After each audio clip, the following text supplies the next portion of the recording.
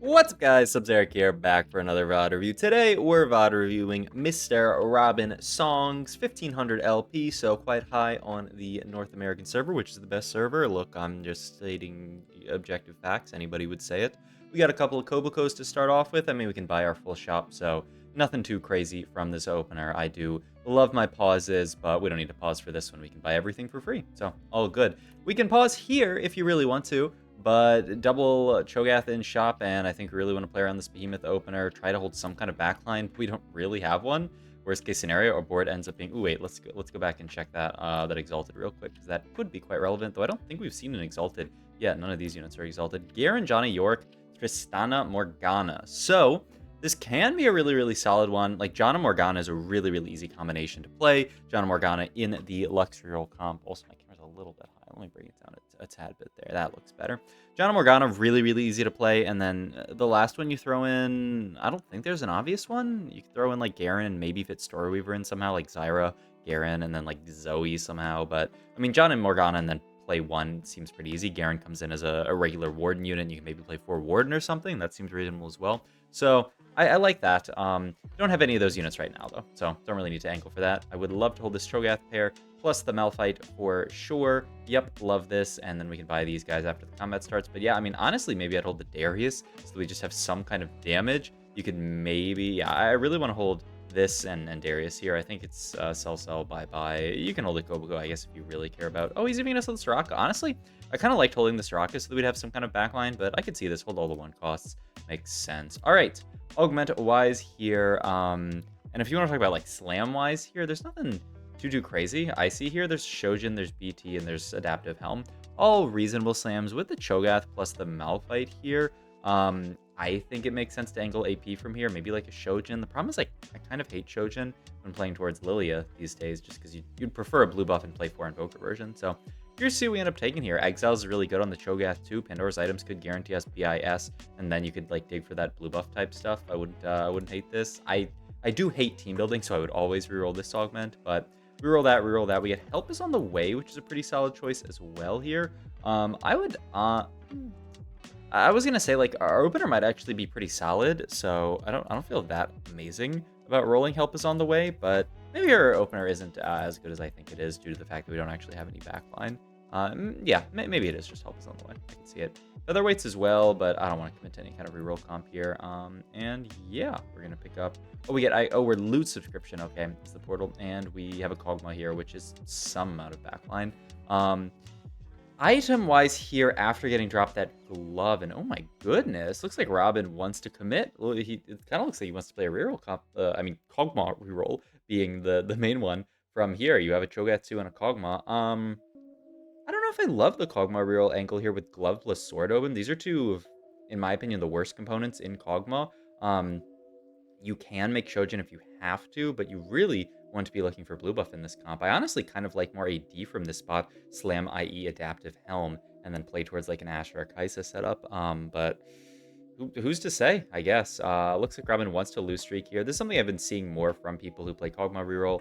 Just the full loss streak early, and then you spike really hard, obviously, on 3-1, and then go for win streak from there. Also, ideally getting Mythic in really early this stage, which allows us to spike really hard 3-1. If you can get Mythic in, get those 4 rounds for it to stack up and be, like, super, activated on the Kog'Maw and the Cho'Gath, that's really, really important. But yeah, I mean, hold Teemo, hold Sivir, love it. And just chill here. Temporary item, ideally something for Cho'Gath. Redemption looks good. We do have another Kog'Maw and a Malphite, so we're kind of getting there. Okay, so this is actually a really interesting decision point, because I watched, I believe, Dish Soap play this comp. Yes, I watched Dish Soap play this comp, and I think if Dish Soap's in this position, he goes sell, and plays for full loss streak here and makes 20. Looks like Robin wants to get Mythic in to start stacking out Mythic, which I don't think is bad by any means. And honestly, prior to seeing Dish Soap do that, I would have done this exact same thing, where you get Mythic and you start stacking it up onto these units, and you don't really care about making 20. But Dish Soap went for that, like, full loss streak, kind of like I was talking about earlier. full loss streak Kogmaw. Something to consider, certainly, because the difference between making 10 and making 20 here is huge. You obviously end up losing out on, we're holding 2 Malphites right now, which feels pretty bad. But, you know, the idea from that play from Dish Soap, and, you know, maybe he wouldn't do it here. Maybe there's different factors at play. But the idea is at least that, you know, Cho and Kogmaw are your really, really important ones to hit. The Malphite doesn't matter that much. He's the least important one. I would say first priority is Kogmaw, then Cho'Gath, then Caitlyn, then Malphite last. Tier or Rod here are your two really, really big components that you want to pick up here. I guess I would go for Tier, 3-cost Tier to guarantee the blue buff. Rod's also fantastic because you want Ionic Spark, you want JG, you want, I mean, ideally even like a Death Cap over the JG, but sometimes you often have to end up making JG because you need the other Rod for Spark. But hey, I mean, there's Kog'Maw 2.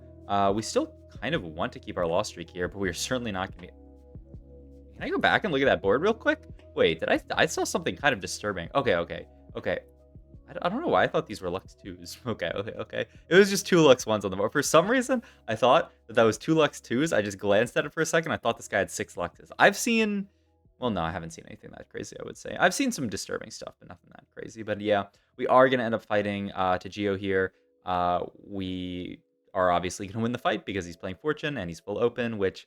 A little bit rough to lose our loss streak there. Maybe that's another reason why Robin wanted to hold on to these units, play a slightly stronger board, and maybe go for something like this, the 3 loss into hopefully 2 win. The problem is you can't level this round. That is a lot of Cho'Gaths, though. I can't say I am mad about the situation, but oh, a win here would be so big. We get to keep a streak, and we get the possibility of making 30 gold here, and it looks like we're going to win a decent amount of these. We just have to hope that we don't fight Nuge. I think we beat everybody else. We do end up fighting Nuge here. Maybe... It's when, I mean, this Malphite, this is a very interesting unit to be carrying these items. He does have triple items, though. Can we get through this BT Edge of Night Gwinsu's Rageblade Malphite? No, we can't. Oh my god. That's really, really rough because we could have... that's actually like a lot of econ lost for losing that fight, but not the end of the world. Love what Robin is doing here, taking out the Thomas Kench here because he wants to be able to guarantee make gold. We talked about this last VOD review with Setsuko. You just, if you get 3 gold dropped here, you can't make gold unless you remove this unit. We get a lot more, so you do end up getting to make gold, and it's all good. Component-wise here, you often want to keep this cloak open. Maybe it's a Steadfast Heart? Sunfire, I don't love. I mean, this is supposed to be half of Nashor's. So maybe it's Steadfast Heart. I don't love it onto to the Choseph Gath. Okay, that's just too much. Let's roll down here to like 33 gold, and we really don't have that much gold to roll. But hey, there's a remover. We have a lot of Chos now. There's an Alawi who good to put that in the builder because it's a pretty influential unit to hold. Now, once you get to this point, you have to say like, okay, is it worth for me to roll deeper? The idea with 33 gold is that you're going to guarantee that you make enough interest to get to 50 gold in 2 rounds. The idea is 33 gold. No matter, just say we have no streak gold, no nothing, you get 5 base gold, and then you get 3 gold that first round. So you get 8 gold total, 33 brings you up to 41, and then 4 plus 5, the 4 interest gold plus that 5 gold brings you up to 50. So it guarantees in 2 rounds that you're going to get to 50 gold if you are at 33 gold, and that is imagining that you get no streak gold. You know, maybe you end up buying units, so like the streak gold can be used to buy units, but that's the idea. The question here is, do you want to roll deeper and risk having worse breakpoints? Because you're 2 Cho'Gaths off. You're very far off Kogmaw. You're only 4 Kogmaws. And the other kind of like tie-breaking factors, we really don't have items for Cho'Gath. But the other factor going in the other direction is you kind of need to win fights this stage if you're playing Kogmaw reroll. I would say this is just a tough spot to be in. This is why I was kind of scared about playing Kogmaw from here. It's just like I didn't see anything that really pushed me to playing Kogmaw from this spot. But curious to see if Robin decides to roll deeper here or not. I think I would econ back up to 50, try to hit somewhere after Carousel or here, and then we'd at least have good econ. We have 82 HP, and hopefully that will be okay. Looks like that's the play that Robin is going for here as well. And we're at 32, but the Alawi can end up being sold. He's looking at the Reforge here on the sword here. I think that's completely fine. Sword, like I said, one of the worst components, especially because we've already made blue buff, so now we can't even use Shojin as a way to bail us out of the sword. Obviously, you can go for Gunblade, but it's a little bit low damage if you go for Gunblade. Augment-wise here, I don't know, Healing Orbs. It's not fine vintage for sure. I don't love Silver Veil. It's not terrible, But you're not really worrying about your backline getting CC'd so much in this comp, I don't think. Like, you're not clumping up that much, so Nautilus Ult is not gonna like hit us or anything. So I'd roll these two default healing orbs if I have to. But we'll see. Rolling for days, I don't hate. I kind of like rolling for days a lot here. You get 9 rolls. You're guaranteed to Cho'Gath here. I kind of like that. We'll see. We'll see what we end up going for. It looks like Robin might just want to combat augment here. We get best friends as well, which is a really solid combat augment. So perhaps we just end up taking that. I wouldn't hate it. And yeah, we're just going to go for the solid combat here. Pretty good augment in general, especially in lobbies that are AD heavy. We rolled and we hit Cloak here. So now Robin has a few more options. He can make Declaw, which is probably the best item on Cho'Gath. The downside is this kills both of your cloaks, so then it becomes hard to make Ionic Spark. The other option is to make Gargoyle Stoneplate, which is a pretty good item onto Cho'Gath, even though he already gets a decent amount of armor and more from Behemoth. But the nice thing is that it leaves Cloak open. For that reason, that's what I would go for here. But we can always also do a quick stats check here. Go to Comps, search up Kogmaw here. I know some people don't like doing this, but I do. And then we can look at Cho'Gath items. It hates it so much. It's positive delta. It's second most build, but it's so bad in the stats. So like, Declaw is the most built item, and it's got great stats, so I'm sure that this is what Robin is going to make. And I mean, you can go Declaw Steadfast Heart, right? That must be the idea, right? What did the stats say about Steadfast, by the way? Yeah, like decent on Cho. Man, the stats on Gargoyle look even worse than I thought. I didn't think they were going to look good. I did not think they were going to be positive delta. And yeah, he is just going to go for the Declaw Steadfast Heart. I think makes perfect sense here. I got to close this window out. It's like lagging. Man. Tactics.tools is I mean, it's mostly Google Chrome's fault. It's not even Tactics.tools' fault. It's Google Chrome. But yeah, Declaw Steadfast Heart, after perusing the stats, certainly seems like the right call here. The only downside is we are miles off of having MR Shred here. You'd really like to get another cloak at this phase of the game, so that you can look at potentially making an Ionic Spark, because we haven't got dropped a Rod yet this game, though. I fully expect Robin to go for a bow off Carousel if we can get one, finish the Gnasher's Tooth, and, the items end up working out quite well. Yeah, I mean, in hindsight, there's no world where it's Gargoyles. I mean, we came to the conclusion that surely it's Declaw plus Steadfast Heart, but, I mean, this actually works out quite well. You use all the components, and you keep the belt open for Kogmaw BIS, which is Gnasher's Tooth here, so looks pretty good. We are, like I said, this is a comp where you really want to be winning stage 3, so losing a few of these fights feels bad. The upside is they're not terrible losses. Also, the upside is Tagio just FF'd, so we're going to be first pick Carousel here, which means we can take the bow if we want it. Like I said, a cloak would be another really good consideration so that we can go for Ionic Spark, but I fully expect Robin to go for bow here. It's BIS Kogmaw, and it allows us to complete our items, so it feels really good to take this. The only downside is we might not get to a Spark this game, but, that's okay. We'll save a lot of tempo by building this now. We're certainly going to slow roll 50 next round here. If we find a Cho'Gath, I would certainly be down to roll a bit deeper. We are also getting our Help is on the Way item here. Zedrod is kind of funny in that it's an extra unit for best friends, but I think it's just Moonstone Renewer. This item has been broken since release. It's a little bit less broken here, but still very broken. So yeah, certainly roll the 50 every round. If you find a Cho'Gath, I want to roll the 40 and throw the Moonstone onto Caitlyn. I like it. So yeah, I mean, he's got the whole team in Builder here. Yeah, right? I mean, there's nothing else. It looks good. I mean, you can throw some of the lower cost mythics into Builder here if you want, because those can help bridge the gap for you if you don't pick up stuff like Lilia, but I mean, it's fine. Robin will pick them up if he sees them, surely. But yeah, I mean, you can see the value of this Declaw onto Cho'Gath here. I mean, Declaw, just the best tank item in the game, almost by a mile, and on Cho'Gath, especially once we hit 3-star, it's going to be so much. Ooh, Dukamon and Anvils. This is actually really awkward for us because we have this full bench. You probably just have to ditch the Alaois, right? You ditch the Alaois, open the 2 Anvils, look for Rod, and look for Spark here. He's just going to roll, and he skipped a Malphite on that first roll, right? Yeah, that's really odd. I'm quite surprised he prioritized holding Alawi pair over Malphite here when Malphite 3 is something really reasonable. I'm not sure why he did that. Maybe it's just a mistake. I mean, he's got yeah, I mean, you can just do these one at a time. I mean, you don't have to have the 2 slots open, so this makes sense as well. He's thinking about potentially not crafting items here, which is something that you could do, right? I wanted to crack both of them open so that then we could roll this round and potentially like streak off of it, but the other idea is, yeah, you just wait. I mean, you definitely don't open this now because you don't have the opportunity to hold the other one, but yeah, we end up winning this fight anyway, so good fight to win here. Also, this guy's holding 2 Kogmaws. What a rat. I mean, maybe they just actually want Kogmaws, but I mean, that is rough, but all good. I mean, 68 HP by the end of the stage, winning those last 2 fights, honestly, pretty good. for us as far as a result could be.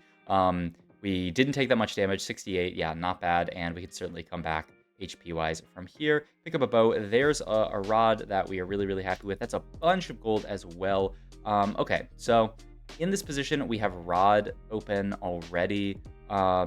Looks like Robin's looking for a JG here, which looks good. Maybe it ends up being JG, and then static shiv, and then this chain just becomes wow. Chain item's so bad. I think Bramble, the stats were fine on it. I mean, it's not terrible, but yeah, I like JG here. Oh, that is a mistake for sure.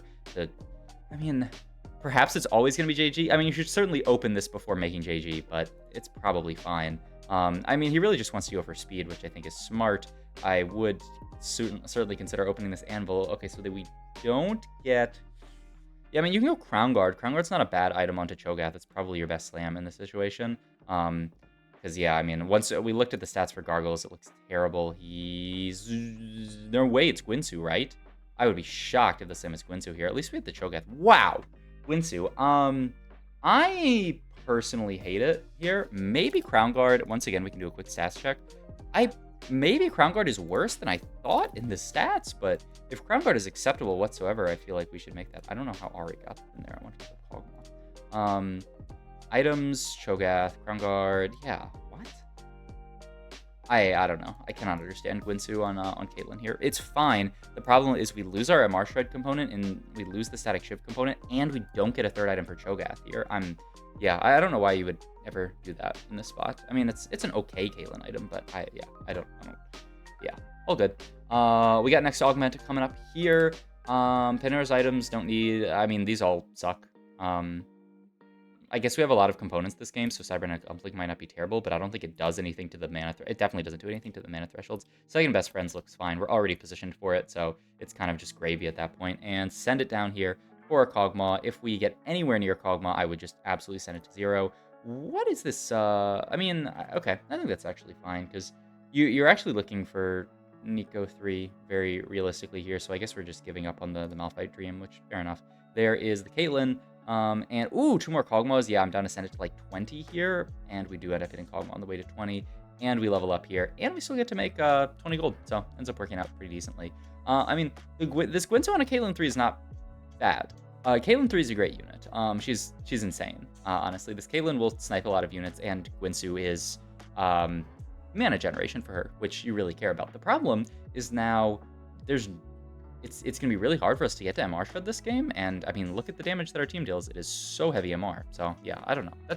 That's why I don't prefer Gwinsu in that spot, but maybe Robin has a logic for it. I could certainly see it. In any case, I mean, 30 gold here, 68 HP, win streak, and our spot is starting to look pretty good. Robin does have to watch out for that Lux player, which is quite annoying, because that means we can't fully corner the Kogmaw, but he's positioning well for it, so that's good. And hey, we hit relatively on curve. We hit, like, I would say a bit late, but with no econ augment, you can't really expect to have everything hit, you know, at 3-1 or, you know, during stage 3. And the big thing is that he won those fights at the end of stage 3, so he's not really low here. Because you'll see some people when they play Kog'Maw reroll, with a similar board strength to Robin, they'll fight a stronger lobby and then just end up just taking like 1 million damage. But we did not take 1 million damage. We're actually in a pretty good spot here. Looks like he wants the Gargoyle. Yeah, I mean, 6 orange, everyone orange in team builder. Oh my god, yeah, this guy's 6. I mean, this guy's 6 orange, and they do have Young Wild and Free, so they can guarantee take orange off carousel if they ever wanted. Yeah, looks like Robin wanted Gargoyle. I think after looking at the stats, it seems like that's just not ideal. Even Crown Guard probably would be better here. We don't really need more. We certainly don't need more magic resist here with the Declaw made already, and we don't really need more armor with the Steadfast build. So I think something like a Crown Guard, give him more AP to feel that shield, give him a shield to scale off those stats, would look really good here. And looks like, I guess the idea is we took Cloak here, and he's not taking Cloak for Gargoyle, he's taking Cloak for an Ionic Spark, which, I mean, yeah, okay.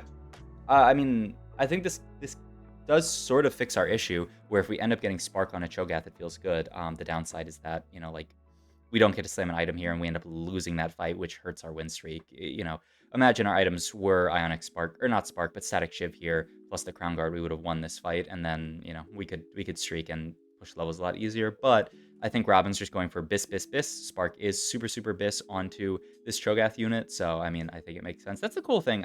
people talk about reroll comps like these, like they're kind of like brain dead, easy to play. But like even this game, I feel like there's been so much to talk about itemization wise, and like how we did the roll downs and everything like that. I think this has been a really cool game to show that when you play a reroll comp like this, it's not as easy as just do this, and the game is easy. Like there are a lot of decisions to be made, and that's why I love TFT, because it's just there's so much that can be done in a single game of TFT. Ooh, my God, that's 1,000,000 gold. So we're probably just gonna go fast 8, honestly. Yeah. And then we need to dig for one more mythic. Get 5 mythic in here. And then feel pretty good about it. Yep, looks good. Crack this open. Oh, no shred item. I mean, you probably reforge this chain vest here and hope that it reforges into a bow or rod. Yeah, I mean that's got to be it, right? He's thinking, ooh, yeah. I mean, oh, that is very, very good for us. It's probably Spark Shojin here. Spark on the Cho'Gath, of course, and then you just finish the Caitlyn items to go for Shojin onto her. The other option would be like Shojin onto the Lilia here, but I think I like finishing Caitlyn items because we invested this hard in Caitlyn 3, and yep, Spark Shojin, I love it. Okay, so we get a little unbailed out in the fact that we didn't get a rod from the anvil, but then the Reforger bails us out. So it all ends up working out. At this point, we are just looking to, I would say, push level 9 in this position. Level 9 in this comp without a +1 doesn't do a ton. With a +1, you can play 7 Mythic and the Alawi, which feels really, really good. Without the +1, what are we really going 9 for? Yeah, I mean, not much. I mean, you can just play 6 Mythic, and it's kind of funny. But yeah, I don't really know what else you can actually even go 9 for in this comp. I mean, if you look at the extra traits that we could add to this board, I mean, Warden's going to come in with the Nautilus, and then Bruiser is probably coming out because we're probably going to cut the guy, the Thomas Kench. So yeah, hopefully. The ideal world is we get a Mythic spat off Carousel, then level up, play 7 Mythic, and then the board actually has win-out potential. The other thing about going 9 is that it allows you to actually hit your units. Hitting Quay 2, hitting Lilia 2 is the way that you really end up winning games with this comp, because those guys are really, really strong secondary carries in their own right, though we don't really have items for them. Normally, these items that are on Caitlyn would end up on the Lilia, though, I mean, obviously not a Gwynsu, but, like Shojin plus something ends up on Lilia, and then you use her. Ooh, and we're losing a couple fights here. Hey, we've guaranteed top 3 at least. All right, where's our Mythic Spat? Okay, no Mythic Spat. TG looks fantastic here. Just throw that onto your Nico here. And yeah, now you have a Nico 3 with a full TG itemized. Looks great.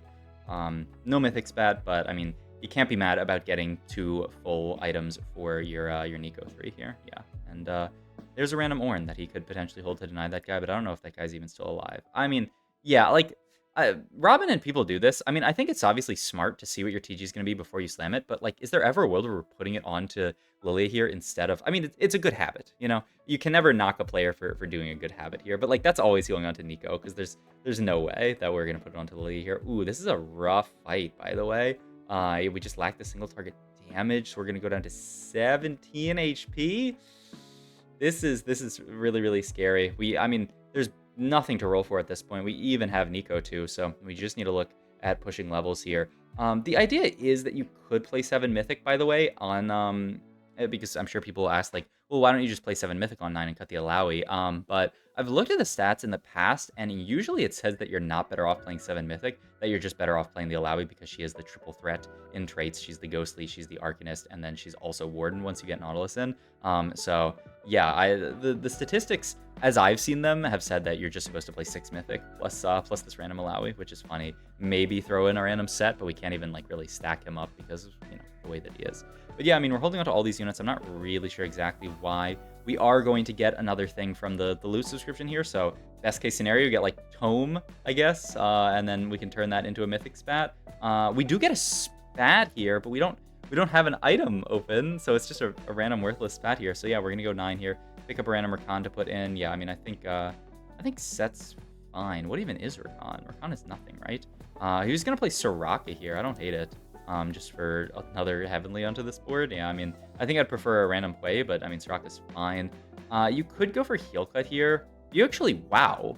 These are great options across the board. Also, what time are we at? 24 minutes? Okay, this spot's not too long. I can analyze hard on this, because this is actually, like, TG is good to get 2 items onto the Lilia. Deathcap, Nashers, and JG are all solid Lilia items, and Morello is solid from a Heal Cut perspective. Obviously, you have Heal Cut onto the Cho'Gath, but Cho'Gath isn't alive every fight. I think At 17 HP, I would just go for TG and just take it. But curious to see. I guess the second best option is like Death Cap. But yeah, I like the TG here. And I mean, look, you see why the TG is the preferable option, right? We roll Static Shiv Nashers here. This is way better than any single item that we could get. So this looks really good. Obviously, sometimes she's going to roll a Bramble Vest, but you can be pretty happy with that. I like this Heavenly +1. It's kind of fun. AP for your entire board. There's Wukong if you want. I kind of maybe liked the AP from Soraka more, and I also think Wukong is going to do less as an individual unit. So yeah, I think I would play Soraka over Wukong here personally, just because, yeah, I mean, I don't think Wukong is going to do anything here, and I think Soraka with her Mana Reave actually might do something on this board, but it also might be that he thinks it's a bit too expensive to actually like buy the Soraka too, because maybe he wants to get something else here. This is a close fight. Can Cho'Gath clutch it out? And with the Neeko, I mean, he's got a Declaw, and Neeko rolled a Declaw here as well, so one more cast. Boom, she wins this fight. Oh my god. And it's a top 4. This game looked so scuffed, but we made it to a top 4. Going to continue to roll down here. I don't get this Wukong exactly. I mean, I don't really see... Yeah, I'm not really sure why the Wukong... Yeah, and he does end up getting the Soraka in here. Yeah, I just don't think the Wukong stats are better than the Soraka stats. But and Soraka as a unit, I think, is better. But all good. I mean, he did end up making the swap, so I think Robin realized that as well. This fight looks pretty rough, though. We're 17 HP. We're probably alive.